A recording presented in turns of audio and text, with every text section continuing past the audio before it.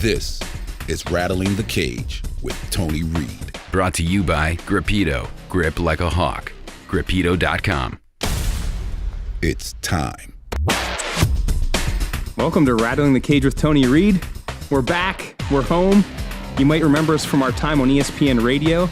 You might have listened to our one single lone podcast with Flow Combat. Regardless, we're home now. We're here to stay. We are posted up here at 8 days a week and Stone State Entertainment.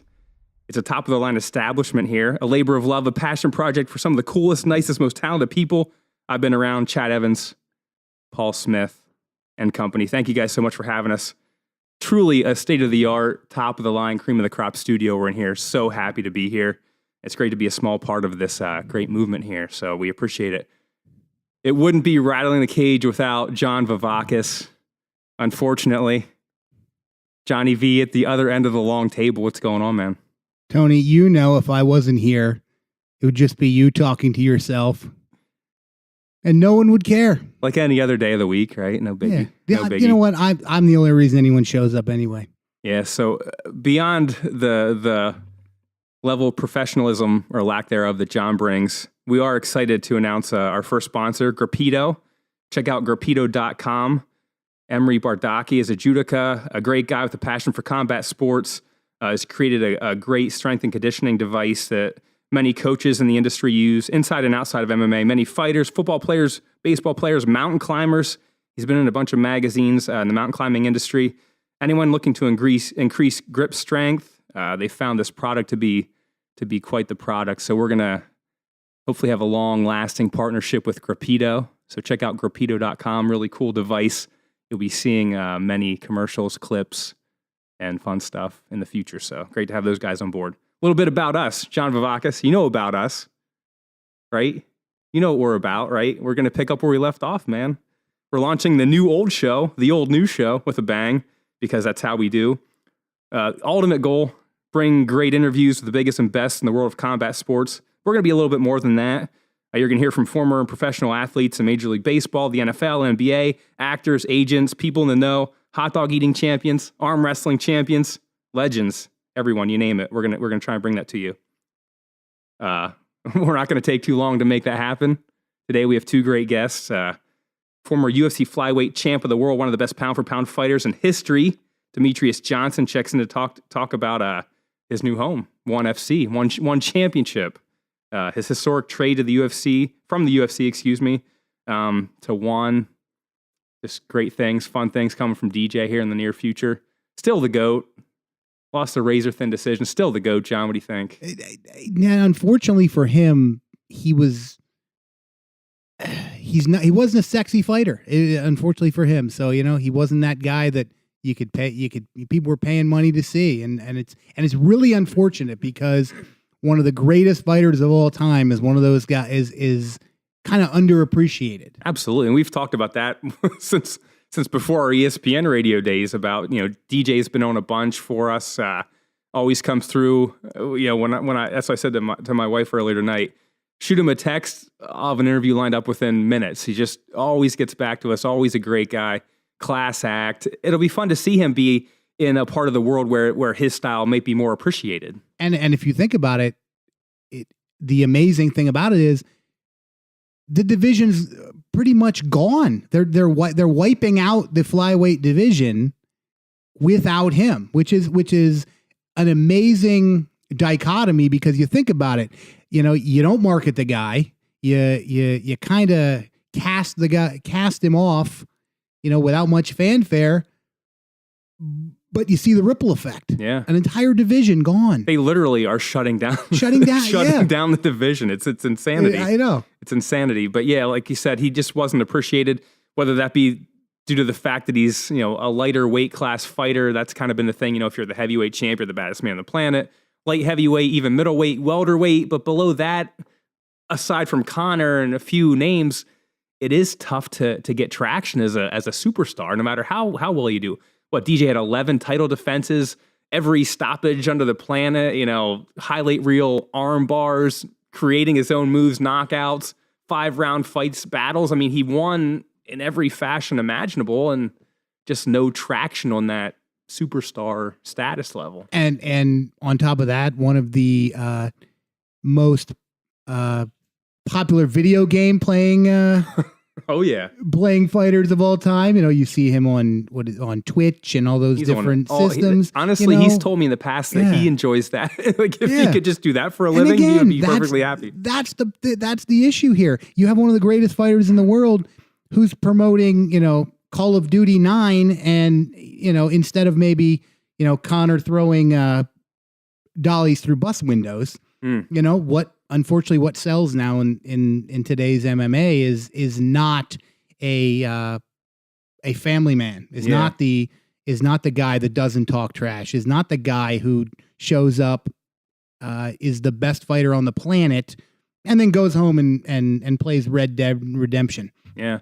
And he and I know I've worked with one a little bit. They're very big on, the martial arts culture as it's known traditionally. They're very big on honor and respect and all those great things that made martial arts so great and impactful. And they want to build real life superheroes. Like I did some work for one, and they literally, the editorial team said that, like, we want to build real life superheroes. Who fits that bill better than Mighty Mouse, Demetrious Johnson? Who fits the bill better than someone so dominant in the cage, someone such a squeaky clean image outside of the cage, family man, great morals, great life away from the cage. I mean, I think he's gonna be incredibly, wildly successful over in that part of the world. All you need to know about DJ is Demetrious Johnson is my mom's favorite fighter. So, you know what? That's the demographic he reaches. He reaches 60-year-old women.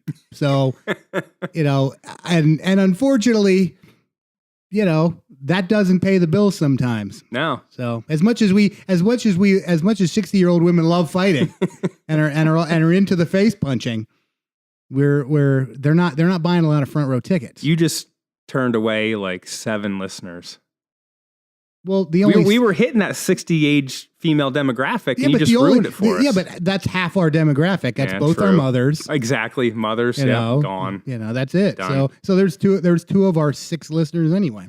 Yeah. So we have this great interview with DJ. I actually caught up with him earlier today, literally on his way to the gym. He's back home. He did fly overseas and met with One Brass and had a great experience. He went to the one event, Heart of a Lion, while he was over there. Really loved the environment. I guess it was more like Pride-esque. They're really over the top, the fireworks, the Jumbotron, the whole nine. So we'll get to DJ's interview here very shortly. Grip like a hawk with Grappito. Grappito Trainer was invented by a biomedical engineer that has years of strength training and experience in martial arts. Grappito in the sand application is mainly a concentric exercise and is great for conditioning the hands, forearms, and the arm musculature as a whole. This helps athletes with having strong, long-lasting grip that does not easily fatigue during competition. Check out the videos and more at grappito.com. That's GRIPEDO.com. Rattling the Cage with Tony Reid, back with John Vivakis. We're gonna catch up with Demetrious Johnson. That interview, I caught up with him earlier today, actually, on his way to the gym. Literally, I cut my gym time short. He was on his way to the gym. We caught up for that great interview about the trade, about his time moving forward here with One, about his influence from Matt Hume, of course, who's a VP at One. So a bunch of cool stuff there, and just his general thoughts on the honor and respect in mixed martial arts, and maybe lack thereof, and his move to One and how that's going to change things. So here's the interview with DJ. This is Tony Reid, Rattling the Cage with Tony Reid, our first podcast.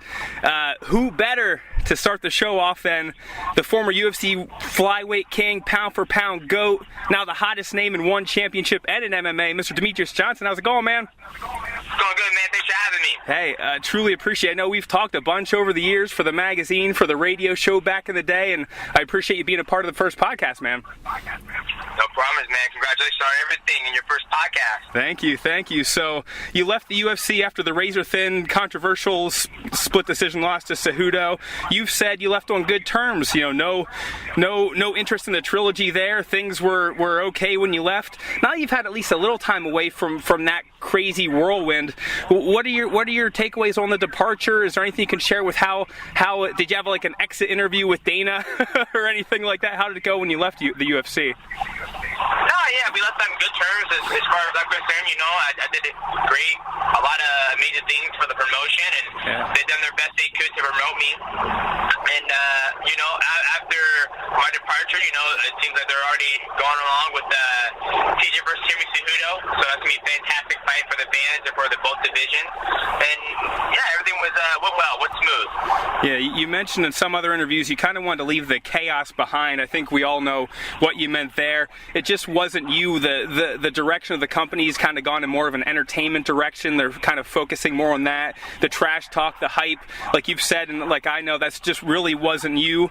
I know it was very important for you to be true to who you are, not just talk to talk and kind of disrespect just to sell a ticket or sell out. Can you just speak to what it was like to try and stick to those guns? Were you receiving pressure outside or internally from the organization to kind of be more vocal or be someone that you really weren't? Well, never really being pressured by the company to be more vocal, but obviously, in North America with the fans, they want to be intrigued, they want to be emotionally invested into a big fight. So, in order to get somebody emotionally invested, you got to create some drama, some conflict, because they want to see who's going to win, and see the good guys or the bad guy going to lose. So, for me, being a martial artist, I've never been a competitional person. I never look to disrespect my opponents. Win or lose, I'm always humble, and I feel that the company's going more in entertainment direction, which is totally fine. At the end of the day, they're a business. They're trying to sell as many tickets they can, as many pay-per-views they can. So one championship, it's a little a breath of fresh air, where they just want you to go out there and represent the company very well, and I'm looking forward to doing that. Yeah, for sure. Now, moving on to the historic trade. I mean, it was historic on so many levels. We've never seen a trade, first of all, and secondly, to involve two just superstars in the sport. It was crazy. You, the greatest flyweight ever, pound for pound great, to one for the undefeated, Ben Askren, champion in multiple organizations. From your perspective, from your viewpoint, how did the deal come together? When were you made aware of it, and when did you know it was kind of a done deal? Well, I don't know how everything came to pieces. I just basically went to Matt Hume, which is my manager with First Round Management. I went to him and said, hey, I really want to get out of my contract, get released out of it. And he was, let's see what I can do. And then he was involved with Matt Hume, Hunter Campbell, which is the UFC lawyer. And, he was able to get it done, and they offered the trade for Ben Askren, and everything else was history. So I'm still learning more about that whole fiasco, but I'm happy it went through. I'm happy, I think Ben Askren's happy. I think all sides of the party, me, Ben, the UFC, and one championship, we're all happy. Ben said some amazing things in one championship, and I've done amazing things in UFC, and I think both of us switching places is going to be great for the fans. Yeah, it's a win-win-win, as Michael Scott would say, right? Yep. So you mentioned Matt Hume there. Obviously, your coach, a mentor. He's clearly the VP of operations for One. What has he said, or what have you heard over the years about One, and how important, how influential was he in the concept or the idea of making this trade happen? Well, obviously, he was a big influence. Yeah. He tells me everything that's going on over there. With the weight cutting, how they stopped the weight cuts, and so now I'll be able to fight, 135, which is my hydrated weight. So pretty much been healthier long term for me. With the athletes, how well they take care of them, making sure they're, they're staying healthy, make sure they're getting all the medical done. Obviously, they just introduced the esports part of the company. So obviously he's been on there for a long time, so I think he tapped on what they got going on over there, and that was a huge influence for me in making a switch. Yeah, and I know we've talked over the years, and I've talked to other people at the gym. They say the Wizard kind of will do a red-eye round-the-world flight, hop off the plane, come in, and start sparring and taking people out. Is he still doing that? He still has the capability to do it, but he's not doing it as much. He's still getting over ACL surgery, so. Yeah. But I think I'm headed to the gym right now. We might be able to get a couple rounds in boxing. Yeah, absolutely. So, like we talked, a fresh start here, new challengers, new challenges, new blood, new warriors gunning for the GOAT. I know you said previously, a lot of people think you're just going to walk in there and clean out the division, but there's legitimate talent there, and you're going to have some tests. What do you foresee as potential challengers to the crown that you have have as the GOAT, but who do you see, who's in the sights as far as potential challengers for you? I mean, all of them. They're all tough. They've all been doing it for a very long time. Obviously I have a lot of hurdles ahead of me. One of them is the travel. One is getting used to the new weight protocol, because you got to make weight 2 times during the week instead of just one-time shot. And if you miss weight one of those times, you weigh in 3 times. So, I'm obviously going to be able to make the weight. That's going to be easy, but making sure I make it hydrated, that's the hardest thing, because if you miss hydration, then you got to do it all over again, and that's the one that you don't want to have to do. So, and then when it comes to, the competition-wise, they got a lot of great athletes over there. I know Adrian Morales, he's out of American Top Team. He's pretty tough. You got Jehe Estacio, who's the champion. He's out of Team Lakai. They got 4 champions. Karatov, who's out of Russia. So you got guys all around the world fighting in one championship in the flyweight division. Yeah, and obviously competing in the. I'm assuming you're going to be competing in the Grand Prix early 2019. Is that what we're looking at? Is that kind of the word at this point? That's what we're looking at. Right now, I'm just focused on getting my body healthy, keeping my fitness level up. I'm going to see a chiropractor for the first time in I don't know how long. I think forever, to be honest with you. Yeah. I get a massage on the regular now. I'm taking my vitamins on it. So I'm just trying to make sure my body is at full optimum before we jump into training camp and try to go win this Grand Prix. Heck yeah. So you kind of made your first trip recently as an official, ONE FC fighter, made the trip halfway around the world. How did the visit go? I saw a bunch of pictures. Seemed like there were a lot of people there, a lot of excitement, a lot of electricity. What was the first interaction on the soil like as a ONE FC fighter? Sure, it was awesome. The flight wasn't bad, and the athletes there were very cool to meet. Martin Nguyen, featherweight champion of the world, he's a big gamer. Along Sang, he's like a big teddy bear, but he gets in the cage and tears stuff up. Chatri, he was awesome. He's very passionate about martial arts in general. So overall, the energy level was great. Got to be a part of the Evolve Fight team. That whole experience was awesome. Got to work with a Muay Thai master. I think he had like 356 Muay Thai fights. So get to work with him and learn some new stuff was fantastic. That's crazy. And I think I've talked to a lot of people at ONE. I've even worked for ONE, did some writing and things of that nature. And I still don't think people here in the States and in the western part of the world realize how big, how populated, how incredibly large the sport is overseas. I mean, do you think people grasp it here? Or is it still something people don't understand, how just the density, the quantity of people over there that are crazy for MMA? It's amazing. They will. It only takes time. They will. I mean, I know Chatri has hinted that they're going to be announcing their TV deal here pretty soon in 2019. So once they do that, the American fans are going to eat it up, because the UFC is doing a good job putting 2 fights on. I mean, they got 2 fights this weekend. You got Adrian Broner taking on Tyson Fury this weekend, and so there are some weekends where fans just like to sit down and gobble up all the mixed martial arts they can. And now ONE Championship, when they announce that TV deal, that's going to be another place for fans to come watch true martial arts, and not just mixed martial arts, but Muay Thai, kickboxing, submission wrestling, MMA, all the good stuff. Yeah, and I know we've talked about that a lot over the years. You are a true martial artist. That phrase means a lot to you, and so does the word artist too. I mean, you take that very seriously. Like you said, over here in the States and the West, it's not quite. It's kind of been misconstrued, I guess, is the best way to put it. And I'm assuming you feel going over to the East that you kind of maybe touch those roots again, I guess. Does that make any sense when I say it like that? I would think so. Once I go over there and compete, I think I would feel it a little more.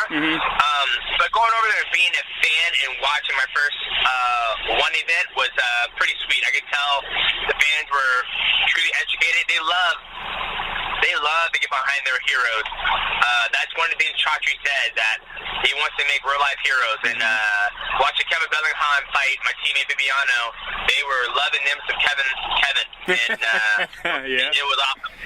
Yeah, you mentioned it there, and I know I've heard that as well. They want to, ONE wants to build, like you said, real life superheroes, and that's more than just being a superhero. Like you said, it entails being an honorable, respectful person, an artist, a martial artist. Clearly, you're as capable and as proven as anyone in the world to fill those shoes. So I'm assuming they have just incredibly big things lined up for you here down the line. I hope so. I'm looking forward to it, man. I'm looking forward to a fresh start and see what happens.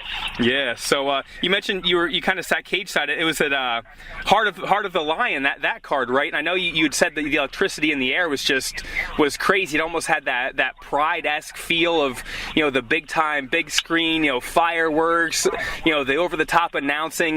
Was that the feel you got? Kind of like a Pride-esque feel from back in the day? Yeah, I've never been to Pride events, but that's what I kind of felt. I get to watch Trojan fight live.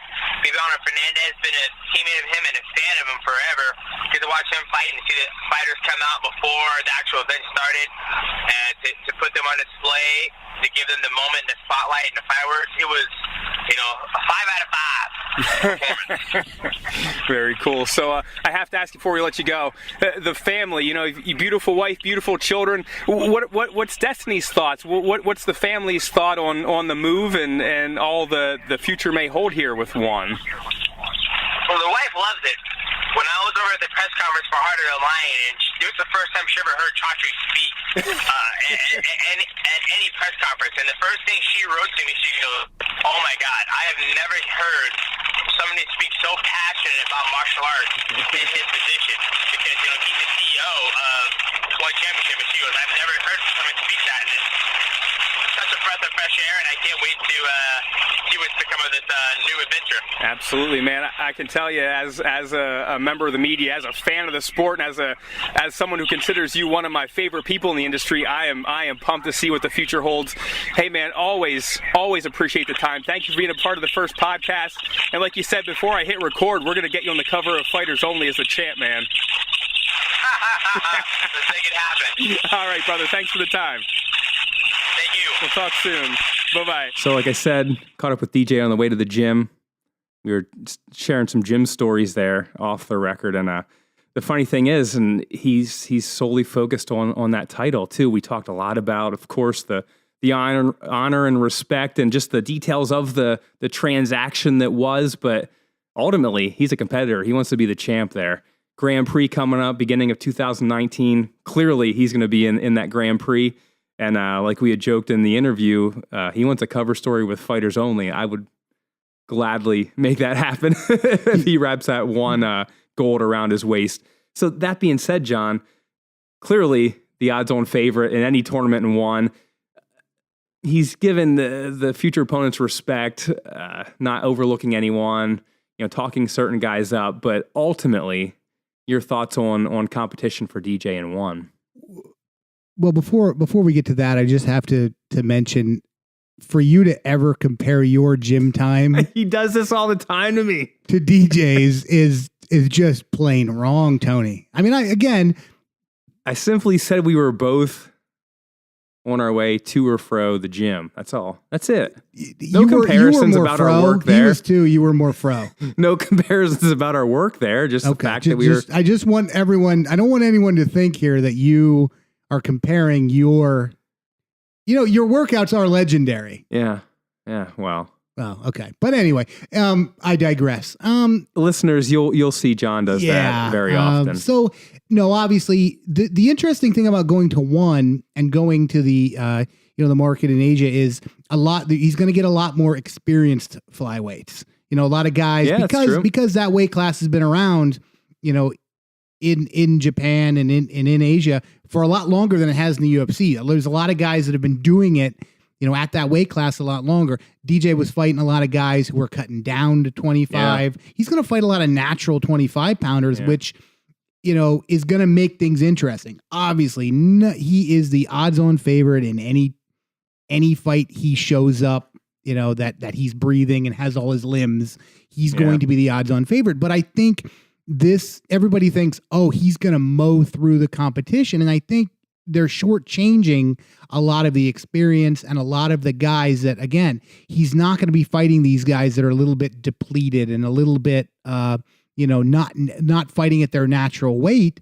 And I think it's gonna make for some really, really, really interesting fights because of, like I said, guys being natural flyweights. Yeah. And that's something he had mentioned too, the new weight cutting protocols they have over there. He's going to be, if he's making 125, he can clearly make 135 with water weight and things of that nature. So he was really excited about that, but he also wanted to make sure he was going about those, new protocols and processes, correctly. So, but again, yeah, I mean, he's clearly, he's the greatest of all time, and he's still in his prime. I mean, he's clearly the odds-on favorite. How could he not be? And I think over there he can be much more marketable because it's a lot more marketed on the performance in the cage. You know, there isn't. You don't have to do the pressers. You don't have to do we don't need the Twitter antics that we do over here because again, that audience is conditioned to accept the spectacle inside the cage. They tune out the stuff you see outside. Obviously they love the pageantry and the pro wrestling aspect that you see walking to the cage. Yeah. But once that door shuts and guys start fighting, that's what they care about. Yeah. Like we said, I mean, true real life heroes, superheroes. I mean, like I said, who's better than DJ? So of course, if we're talking this historic trade, we're talking the first trade in major mixed martial arts history. I mean, Rick's Barn Fighting Championship might have traded, a heavyweight for a light heavyweight somewhere in Crabapple, Tennessee. I don't know. For a tractor tire. Yeah. But as far as major mixed martial arts, that was the first trade of any kind. Not only was it a historical fact that it was the first trade, the fighters involved. I mean, Demetrious Johnson, the flyweight GOAT, pound for pound, one of the greats of all time. For Ben Askren, former Bellator champ, former ONE champ, undefeated. Speaking of one of the greatest, mouthpieces and entertainers in the industry away from the cage, I mean, his Twitter, a follow of Ben Askren on Twitter is one of the best things you can do in life. So that being said, we had to reach out to Mr. Askren as well. Like we said, the former Bellator champ, ONE welterweight champ, one of the best damn welterweights around, truly. He in the interview, I spoke to him. I was lucky enough to talk to him. Caught him late last week. He just talked about what it's like, what the transaction was like. Again, kind of the same story from different perspectives here with DJ and Ben. What from his vantage point, the trade itself. Kind of his short list, his hit list. He throws some names out there. First opponent, we've heard Robbie Lawler now. It's kind of. But I don't know. Has that been finalized? Not that I'm aware. Hasn't been completely finalized. No, I think there's been a lot of talk. Yeah, a lot of talk. Sure yet. That was the name that kind of first came out. Robbie. And just for the record, please, Lord, make it official. I don't want much for Christmas, but Ben Askren, Robbie Lawler, might fit very well under my tree. That would be talk about a matchup of a stylistic matchup, if you will. That will be fun. Yeah, but Ben just talks openly and honestly, candidly, like he always does, about his hit list, about the transaction itself, what he sees as his future in the UFC, and he talks very openly that he's past his physical prime. There is no denying that from him or anyone else.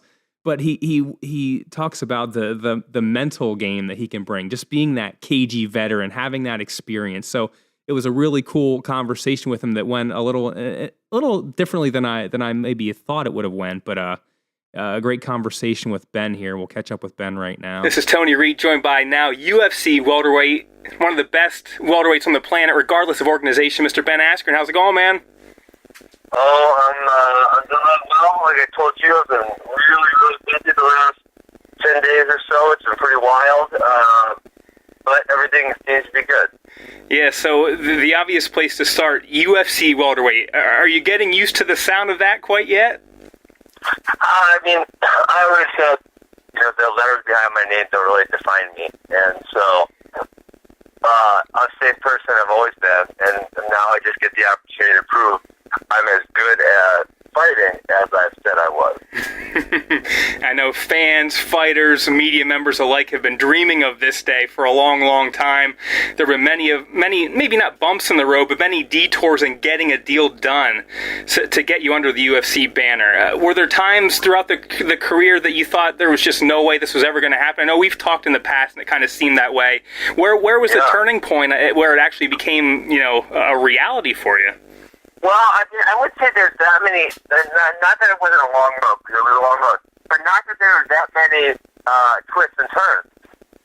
So you would say, I really only the one free agency period way back in 2013, which obviously didn't work out. For me to go to the UFC. But then since then, obviously, I've been under contract with one championship.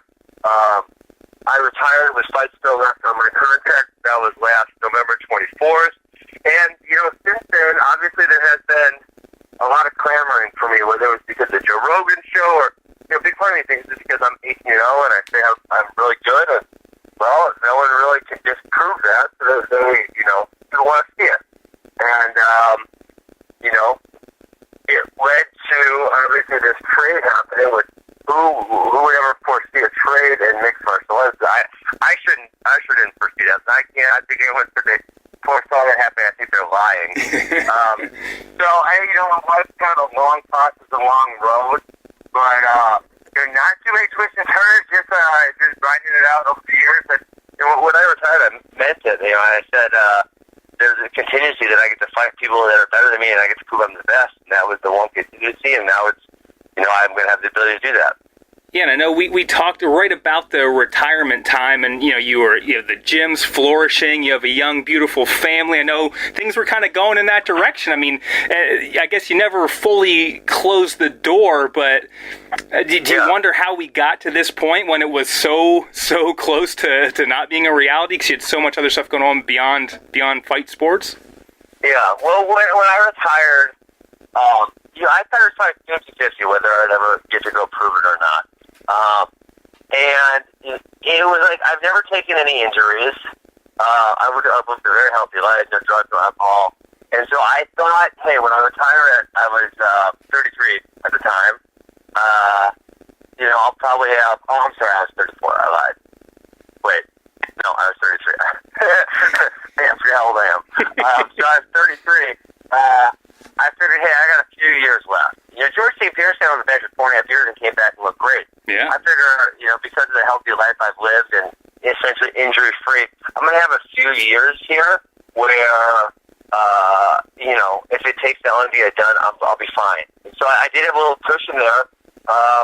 And, it took, 10 months, 11 months to get it done, and it got done, and now I'm going to get to approve it.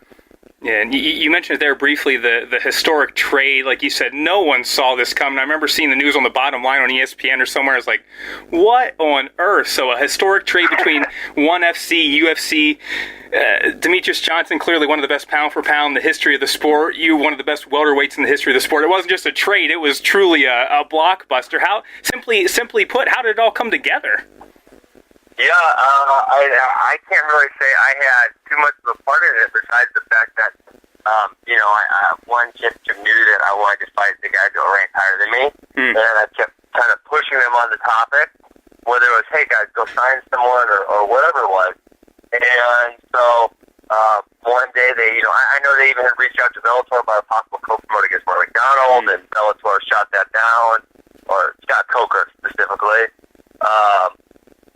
And so, when they called me and they said, hey, Ben, would you like to be traded to the UFC? I'm like, well, what do you mean? Like, trade? Yeah. You think that's a thing? Like, can you do that? And they're like, yep. And I'm like, okay. And, I kind of didn't think much of it. I kind of, okay, this is, crazy idea. And UFC has been historically kind of like curmudgeons on doing something like that, and working well with others. They just do it. And so, whatever, they called me back a week later, and they said, yeah, it's done. And I was kind of shocked or blown away, and then it took a few, 5 weeks to get all the paperwork done, and we're here. Awesome. Awesome stuff. So a lot of talk over the years, a lot of tweets over the years. Now you can finally prove you are the best. Like you said, mid-30s now, on the verge of retirement. That has to get the blood flowing again, if you will, to have the opportunity to prove what we've all been talking about for so many years, right? Yep, absolutely. I'm so excited to prove it. I know I'm going to get someone really good right away. They're not going to mess around and give me someone who stinks, so I'll get someone good right away and, get start my run. Yeah. So, you've thrown some names out there, thrown some tweets out there. You mentioned GSP. That was something we talked about back in the day. Darren Till was kind of in your sights. If you had your druthers, if you had your way, would it be Till, or is there someone else that you'd like to see first across from you in the octagon? Well, if I really got to choose, it would be GSP and Khabib, but I think those two, at least for the moment, are a real possibility. For right now. That's not saying forever. That just says just for right now. So I think it would be a great first fight. And he hurt us from really just scared. He said he can move to middleweight. So, I think really the ones that I'm keen on right now, and I don't know who it's going to be, is Thompson and Lawler, because those are the two guys left in the top 5 that I could still potentially fight. And, everyone else is kind of either booked up or below that. It's like, I want someone higher ranked. And that's why I picked on Till initially, because he's ranked number 2. He's the highest available. Yeah. And that's what I wanted. I wanted the highest available. So, we'll see where it goes. Hopefully I'll know pretty quickly. Yeah, and relationship-wise, we know the not issues, but the maybe lack of relationship you and Dana have had over the years with your interactions. We made it very public that you were still blocked by Dana, even as recently as this weekend. So, do you foresee a sit down with the boss? Do you foresee any specific time for interaction with him? And if so, how the heck do you see that going down? Saturday night. I grabbed him on Saturday night and I said, let's put it in the air. And he said, we're good. But we haven't really talked about it. So, I don't know. I guess maybe moving forward there'll be more communication. We'll see how it goes. Yeah, very cool stuff. So, weight classes, I know that's been a topic of conversation over the years as far as adding weight classes. People are talking about a fantasy 165 class, a fantasy 175 class. Would you be interested in newer weight classes and being the king of maybe 65 as opposed to 70, or is that something that you're considering? I think 65, 70 would be fantastic. For myself and for the business that is the UFC, I think it would set up a ton of great super fights and something that fans really, really would want to see. Absolutely. I agree wholeheartedly. So something else that was interesting, you were asked about physical prime. Are you past your physical prime? And you kind of conceded that point, but you made a very fair point following that, just mental prime and having that experience, having that knowledge. Can you just speak to being able to kind of impose your will on these guys? You're clearly still world class physically, but maybe past your prime. But can you just speak to the point of kind of maybe putting it on guys mentally and kind of making that happen and work for you in the cage? It's skill building, right? I'm still skill building, and I have been for a long time.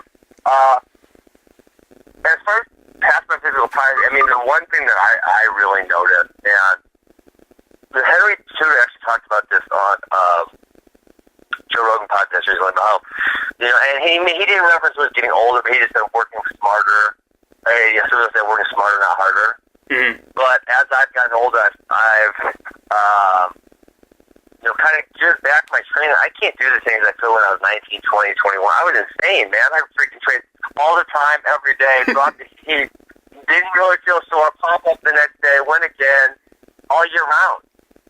And now, now my recovery time is just not that much. So, as far as, a singular workout, am I as powerful, am I as fast, can I go as long? Yeah, I feel like I can over the course of one workout, but it's like, can I string those together the way I could when I was early 20s, mid-20s?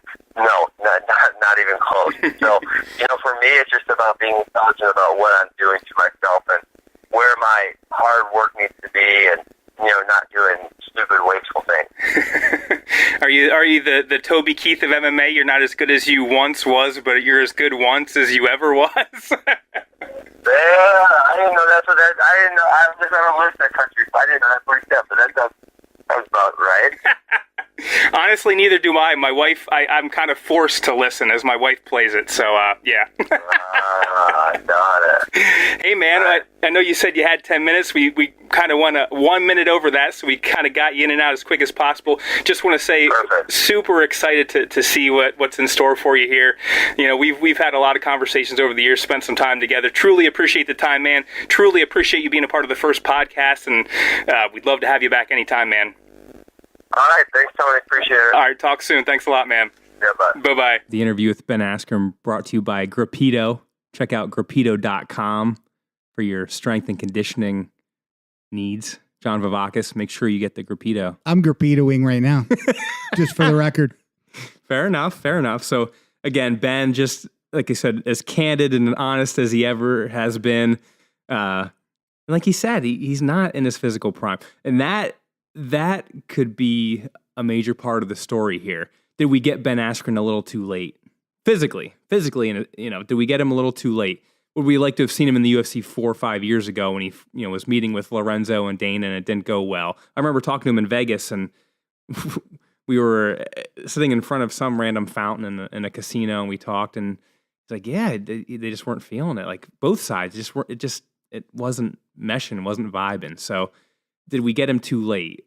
I think we'll find that out relatively early, to be honest. I'm gonna play devil's advocate on that and say maybe we might be getting him too late, but are we getting him in the division at the right time? Yeah, because you've got so he's fighting Robbie Lawler, who if that materializes, Robbie Lawler is a legend. He's a Hall of Famer. He's one of the toughest human beings, if you even want to call him a human being. He's a machine. I think we have to do that. Yeah, he's which is not an easy fight. But, Robbie's been through the wars. Robbie's not a spring chicken anymore. That's true. So, again, he's getting Robbie at that time. Yeah. They've already said he and Woodley aren't fighting. Yeah. So we've got that fight off the table. Does GSP ever come back?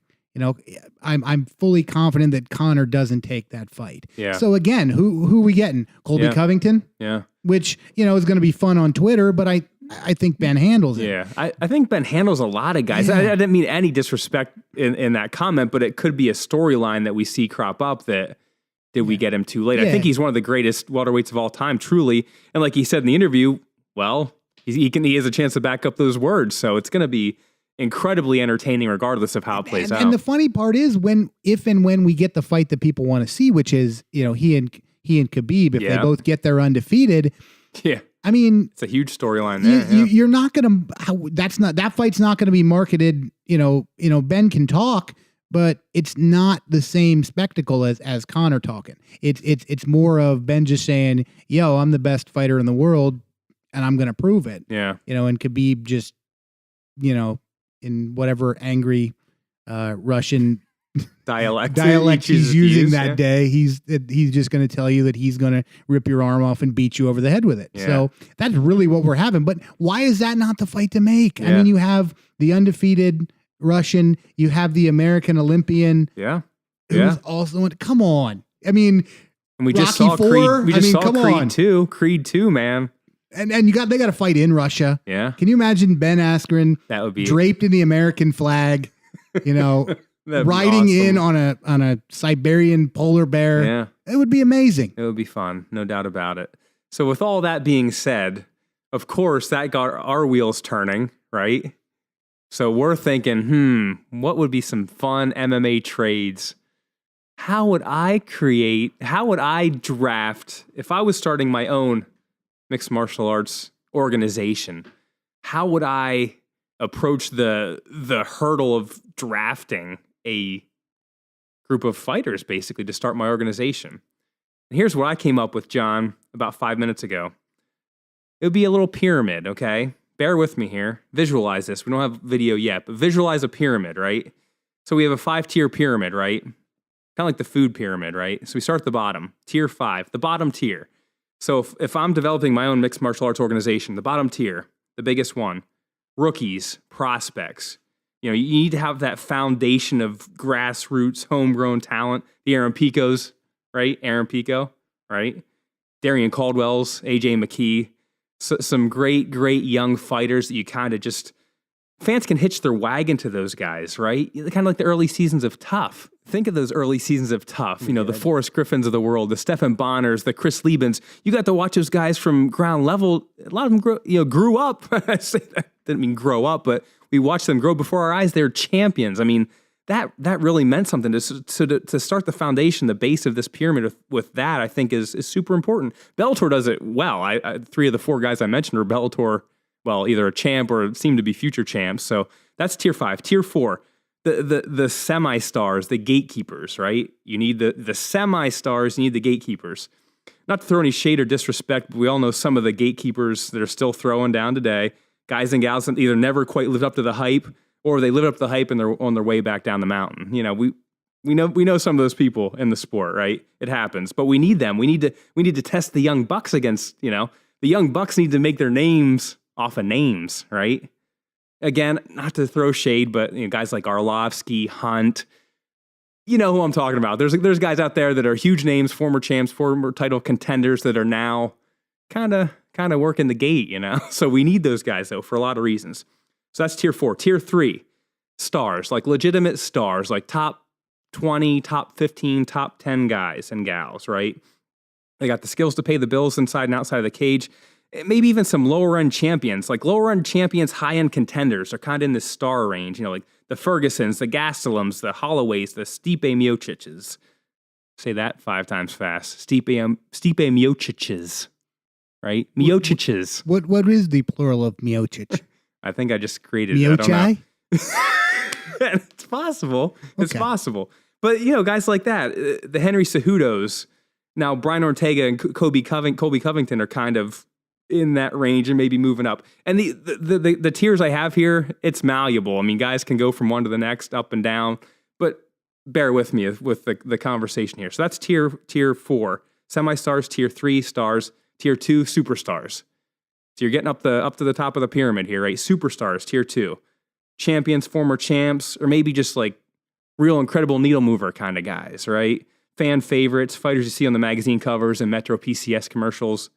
Getting that lumber liquidator money, big time fighters, like DJ, DC, guys that maybe even be borderline like icons, if you will. That's the next level. Don't get ahead of us. So DJ, DC, Diaz brothers, even like Woodley, Cruz, like that tier of like legit champions that are superstars, right? Again, arguable on some level. So that's tier 2, superstars. Tier 1, icons. Jordan, Gretzky, Brady, these guys of mixed martial arts. Gracie, Shamrock, Liddell, Couture, right? Ortiz, Fedor, GSP, Ronda, Connor, right? Like these names Sting, Madonna, Elmo, right? You only need one name, right? So, but that's kind of in my little mind how I would build my, Reid Fightwear, MMA league. I would start tier 5, 4, 3, 2, 1, and somehow, by God, make an organization work. John, I'm going to ask you this question. I don't know if I want the answer, but I'm going to ask, how would you create Bavacus Fighting Championship?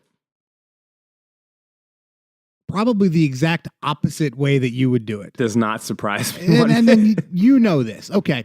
I am a spectacle guy. Yeah, sure. So you would do what the UFC is trying to do, basically. I would, but at the same time, I might do. I'm going to do is I'm going to do what Bellator does and the UFC. I'm going to kind of mush them together. Okay. So I'm going to do the 2 things that Bellator is doing well. The 2 things that they're doing well is grooming the young talent. Absolutely. They're pretty much every one of those young prospects that you named is in Bellator. Yeah.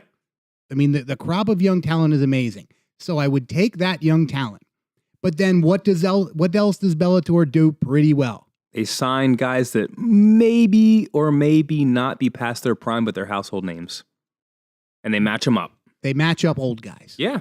The Legends League, like we've been talking about. And that's what we want to see. We want to see them fight each other. We don't want to see what happened to BJ Penn at the end of his career. We don't want to see the career's not over. He's coming back. So okay, so BJ Penn at the end of his career, because we don't want to see that. And I love BJ, one of our favorite fighters of all time. Agreed. But you don't want to see him. You don't want to see Michael Jordan in a Wizard uniform. You don't want to see that. And that's what we're seeing when you trot BJ Penn out to fight against killers. Yeah. These young, hungry killers. Yeah. So I would have both ends of the spectrum. I would fill up those young, hungry fighters, and they would fill the undercard for that train wreck spectacle fight. I don't care. You just called your own organization a train wreck. It is going to be a train wreck. I don't know if I'm buying the pay-per-view. Ken Shamrock is already telling people that he wants to make a comeback. You know who's signing him? This guy over here. Who's he main eventing against? It'd be Vivakis Fighting Championships 1. Who's Ken Shamrock main eventing against? Ken Shamrock's fighting a bear. Like polar, no, grizzly, a bear. It doesn't panda? matter. Whatever bear I can get licensed in the state of Nevada. I mean, koala bear, panda bear. I don't care. Yeah. But it's going to be the main event is going to be Ken Shamrock versus a bear. Okay. Now, underneath that, he might actually take that fight. I don't know. I mean, you might actually be onto something. You're speaking it into existence. So the spectacle of the possibility of what's Ken Shamrock, 53, 54 right years around old, there, yeah. Being eaten by a bear. But leading up to that, you've got young, hungry fighter. You've got Aaron Pico fighting. You've got, Caldwell, McKee. Some of the young guys, the UFC has. I'm putting together a package if my company, I'm trying to get Brian Ortega. Oh yeah. That's a young guy. Not only can you market him because he's an amazing fighter, he's a great human being. Yeah. The stuff he does in the community can be the face of your organization. I want a guy like that. And to that point, Brian Ortega, and we were in Vegas for the MMA awards a few months back, he was mobbed. Like he has legit star power. There were people he was mobbed when he was out. Like they had to usher him out of the award show. And it was new. Crazy. And that's new because when Brian Ortega popped onto the scene, he was, this young, undefeated kind of, this California jiu-jitsu kid that nobody really knew about. He wins a couple fights and everybody goes, all right. But then you hear the story. Then you hear him talk about, the stuff he does, the way he grew up, and the fact that his mission, not only in fighting, is to give back to his community, give back to kids. So those are the guys. So to me, I need a guy like that to counteract the fact that I'm going to have a bear fight in my main event. So, okay, I'll play along. What the hell do you do after the main event of that night? What happens? What do you do? Okay, so how do you follow up? How do you follow up Ken Shamrock versus a bear? What do you do with Ken Shamrock after he fought a bear? Well, that depends on whether or not Ken Shamrock beats the bear. Because if Ken Shamrock beats the bear, Ken Shamrock gets a title shot. Is it too early to bang my head off this mic? Or that be like episode 3 or 4? I don't know. Anyhow. Okay. So let's not digress too far, John. But as Back on topic here. You know that Ken Shamrock's not fighting a bear. But I wouldn't put anything by you know what? Who would? You know what? What state would sanction Ken Shamrock versus a bear? West Virginia? Would Serb do it here in PA? Serb wouldn't sanction anyone. Yeah. Pennsylvania would not sanction a bear. I had to bring that name up. We'll tell Greg Serb stories someday. But someday. So so we're in Wheeling, West Virginia. Okay. And we're gonna end in the Wheeling Thunderdome or whatever the stadium is called there. A lot of things seem to happen in Thackerville too. Right. Ken Shamrock versus a bear. Yeah. And then I like Fedor fighting, these middle of the road, they're upper level, the Matt Mitriones and guys, they're upper level guys, but we're not putting Fedor in there with a 22-year-old. Yeah. Because he has nothing to prove in that fight. We like him in that kind of thing. So if we have somebody like Fedor, we're matching him up in fun fights and things like that. So I'm taking the spectacle but I'm my foundation is going to be these young, positive. I love Connor. If I got a bear in my main event, I can't have guys throwing things through windows. No. You know, even I've got a line. You know, I don't know that I believe that, but okay. right. I mean, my line is Don Fry fighting Bigfoot. I Okay. can't do that. Fair enough. Fair enough. So I'm going to go with my organization Why? because I just heard your bullshit organization story, so I'm just going to stick with mine. Yeah, but who isn't going to watch Ken Shamrock fight a bear? You tell me. Here's the deal. No, you know what? no. Don't you. Here's the deal, me. I'm telling you. If I put Ken Shamrock and a bear on pay-per-view, Mm-hmm. I'm never working again. Yeah, because you'll be in jail. I'm going to be in jail. You're going to be what? Are you going to be? But you're going to be watching my money, right? Yeah. Sending me commissary. Here's the thing. Sending me my Grappito. No Right? conjugal visits, though, man. Nah. No. We all have, like you said, we have a line. I have a line. Anyhow. What if Ken Shamrock fought a koala bear? No more No? Ken Shamrock and bears. We're done there. Who could fight a bear? No one. Other than Khabib. Khabib. When he was younger. Khabib, so would we sign Khabib versus a bear? He already wrestled him when he was a kid. True. Allegedly. All right. No, but I'm going with my organization. What I was going to say is we'll get Ken Shamrock on the show, and you can flat out ask him if he would fight a bear. Okay. Do you remember, not to get too far off subject, we had a number of guys that we had on the radio show that were willing to come visit us in Pennsylvania. You might be able to pull off an event here. I think we might. We could really do this big. Yeah. We just can't do it during bear Big. season. Yeah. We could really do this big. Anyhow, we'll leave that for another I show. know a ring announcer. Mm-hmm. You're looking at him. Mm-hmm. Get dressed up in my tuxedo T-shirt and give it hell. Anyhow, we got the MMA draft and organization story. MMA trades. We clearly just talked about the biggest, the only huge trade in MMA. Fantasy world, fantasy land. You know, it gets your wheels turning. I have a few. We'll run through them real quick. Fedor for John Jones. Aside from Fedor being competing in the heavyweight Grand Prix right now, could you imagine the shot in the arm for both fighters and both organizations to acquire these respective legends? That would be fun, right? Now, here's some little less grandiose than that, just ones that kind of came to mind. King Mo for Glover Teixeira. That would be fun, seeing Mo in the UFC against the 205ers, or if he bumped up to heavyweight or went to 85, he's fought everywhere. And what Glover could do at 205, and that would be a shot in the arm for Bellator. Liam McGeary for Shogun. Two crazy strikers that God knows what would happen. I want to see Liam McGeary in the UFC. I want to see Liam How McGeary fun would fight that be? Shogun. Maybe. Yeah, maybe I'm just creating Maybe a you're card. just matching up fights. Maybe I'm just creating my own Pennsylvania Reid Championship Association of the world. Festival of the world. Anyhow, you know what?